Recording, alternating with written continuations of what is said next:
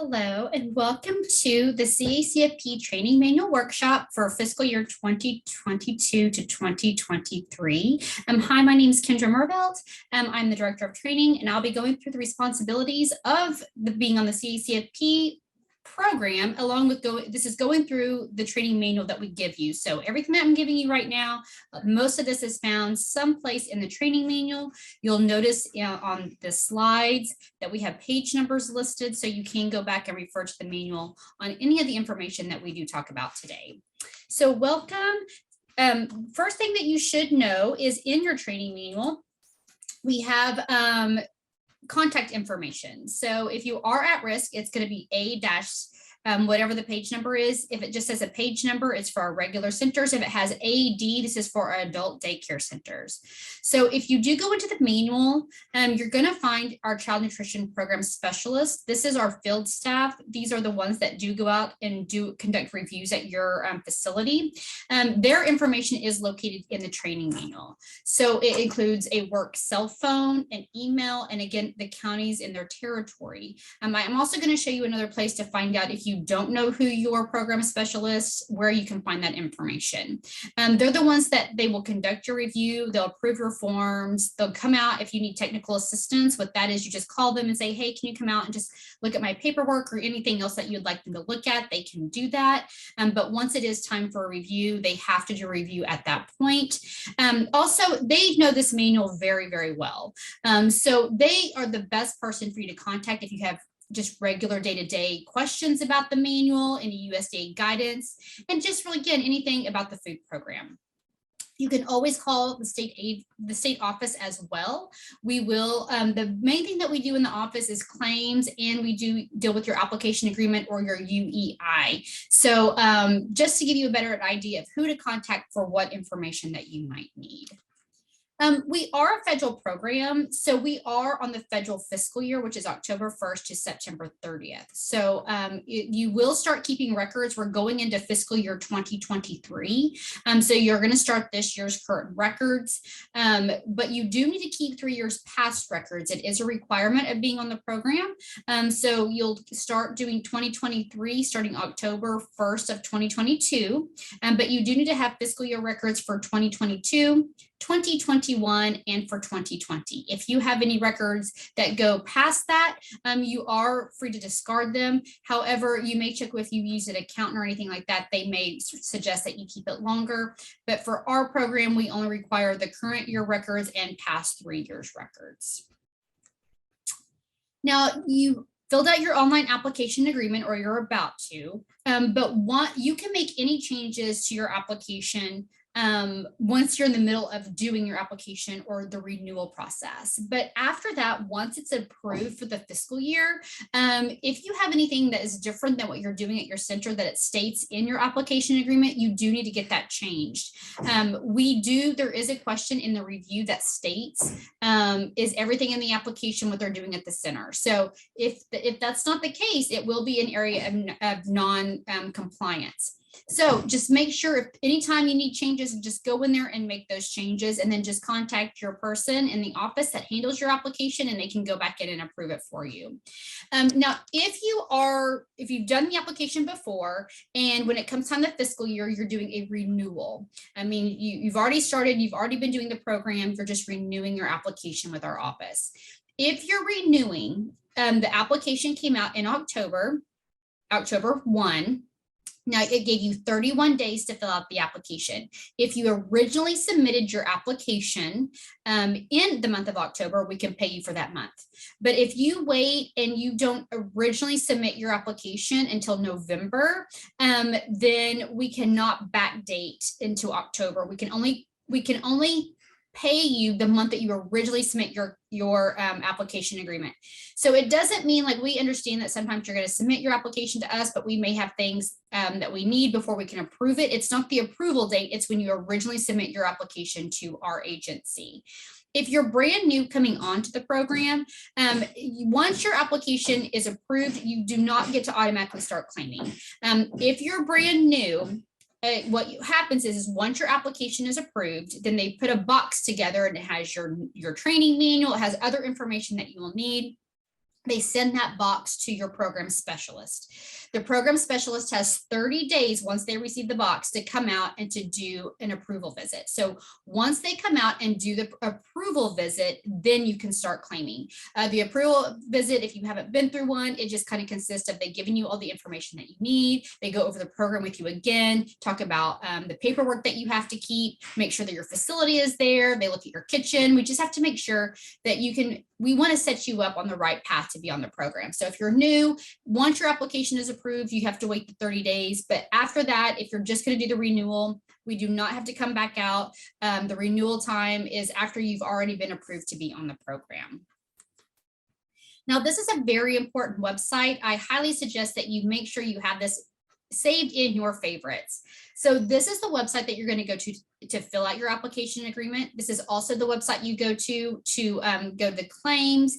Now, in our program, we do not send out certificates, but we have what's called the training calendar, and you have to be registered there. And now I'm going to show you where, once you register, where your information will show up, but those all have to have login access to this website. We have another thing on this website called the resource library. You do not have to have login access. Anybody can go to the resource library. This is where we keep all of our important information. We keep the training manuals out there. We have forms out there. We have the forms in the manual. Then we have what we call our interactive forms. Our interactive forms are ones that you can type into. We have a section called worksheets at the very, very bottom, and that's where you're going to find those. We do have some of our interactive forms in the specific sections, like for instance, if it's dealing with infants, or if you're in an at-risk program or an adult daycare, we may have some specific forms for you under your section. We keep our food buying guide out there. We keep all of our slides and handouts, so you can always go back there to refer to the information that we're talking about. Now, this is what the website looks like, so it might look familiar to you. Again, there are certain things that you have to have a username and login to get into, to have access to the training calendar, to have access to the application and agreement, and to have access to claims. Now, I will let you know that we are able to give you, just if maybe you have a lot of centers and you have one person that's particularly in charge of everybody's training, and you can give somebody access just to go into the training calendar and register people. So you can give someone access. Again, they can go in, they can see the application. It's just kind of how it works, but they cannot touch the application. They can't change anything, and they can't go into claims. But if you do want somebody that wants training calendar access only, there is a form in the resource library that you can go to, and we can give that person access just to fill out the training calendar. So this is where you'll find the resource library. You can see with the red arrow where it points to. Again, you do not have to have login access to come here. So everybody has access to this. It's where we keep all of our forms. Again, our training manuals. We have a lot of different sections in here. We have adult daycares. We have at risk. We have the meal patterns. We have training. We have infants. We have multi-sided. We have financials. So it's broken up really well to where you should easily be able to find anything. We have a lot of stuff in our manual, but this resource library has way more than what we have in our manual. We keep it up to date. So if there's something that you need, go out here first, because it's probably out here someplace. And then if not, just contact us and we can get anything that you need out here as well. We have a lot of good resources in the resource library.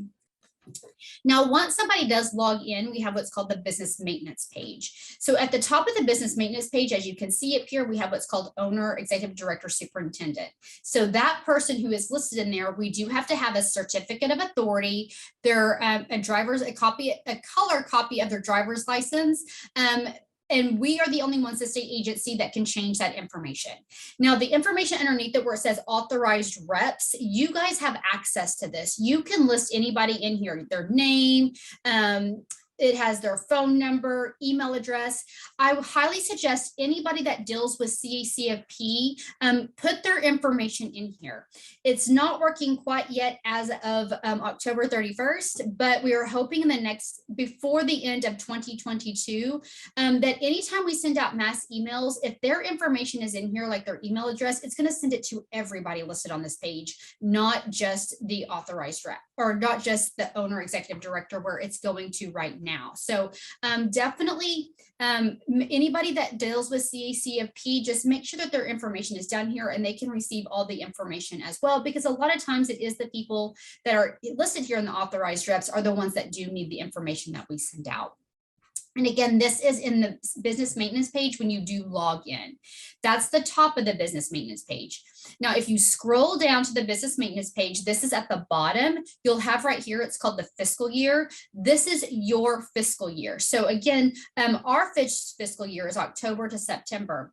But if you're a federal entity, it might be October to September as well. A lot of times we see January to December for our for-profit daycares. Our school districts, they are July to June. So whatever your fiscal year is for your institution, you can go in here and set this up. It's a drop-down box and let us know what the start and the end of your fiscal year is. Now, right here in the middle, we have what's called our assigned office staff and assigned field staff. This is going to be different for each center. The field staff is the person that comes out to do your review. So this is the one that you're going to find in the training manual.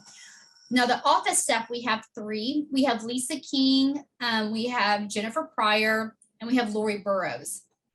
So each person, each application is assigned an office staff. So again, when you make changes to your application, you can go in here and just let them know so they can approve it. They're the ones that handle your application agreement. So whenever you originally fill it out, they're the ones that will more than likely be the one to approve it.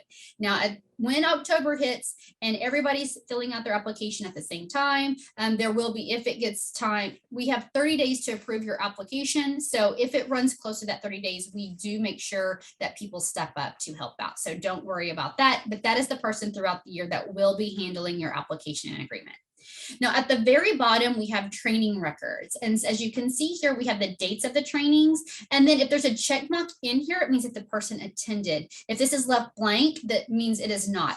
We give us 1 week. Every time we do a training, we have somebody that has to go in manually and put that information in here, the check marks to make sure that it was attended. And by the time we get the information, so give us up to a week. It usually does not take that long. But if it's been past a week and you're not showing your training, it's not checked mark, then contact our office. As you can see, something that is new for 2022 to 2023 is we do have the number of hours and where the location was that maybe the training was. This is only this, they entered it in-person training. If it's just a Zoom, this information will not be on here. And then the person that attended, it will show the name right here. So if you did attend a training and you need to send it to somebody to show that you attended our training, you can just print out this page and it will again will show the number of hours and the person that attended. Now, it only will show so many, but right here you may have page numbers. So make sure you click here. If you're not seeing the training that you attended, once you register, the training is going to show up. But then once you attend is when we'll put in the check mark here. So just double check here. All information for training for the entire center is going to be at the bottom of the business maintenance page, and we keep all trainings there indefinitely. So it goes back to about 2 or 3 years ago when we started using the resource library, or we started using the training calendar for trainings. Now, something else in the application agreement, this is the actual state agency institution agreement. This is in the checklist that you fill out. If I remember correctly, it's been a while since I've looked at this, but usually what happens is you click into this, you scroll down, you hit next page, you scroll down to the bottom, you might put your name in there and then you put the date, you type in your name and then you hit submit. This is a 12-page document. It's not just a 2-page. If you're very unclear about what you're agreeing to being on this program, I would suggest printing this out. Again, it's about a 12-page document. It's very important that you know what it is that you are doing. Now, we cover the manual and we try to cover as much as possible, but we cannot cover everything. So just be aware that this is what you're agreeing to be on our program. It is very, very important.